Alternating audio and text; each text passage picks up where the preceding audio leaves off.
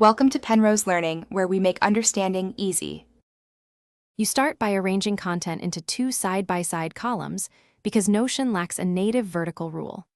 First, create the left column and the right column by dragging blocks until you see the blue guide. Once done, add empty text or divider blocks to equalize column height so the line looks continuous. Make sure to pick a narrow page width or toggle full width to control how prominent the seam appears. This sets the canvas for the faux divider. You now build the visible seam down the middle. Insert a tiny block, like a callout or a one-character text block, aligned between the two columns. Use a thin character such as or a subtle emoji to read as a line.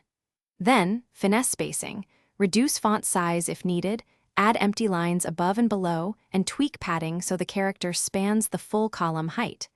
This creates the illusion of a vertical divider that remains responsive. You finish by securing the layout and checking edge cases. Group or turn surrounding blocks into a toggle to avoid accidental reflows, and preview on mobile because columns will stack make a mobile-friendly fallback by hiding the seam or using consistent heights.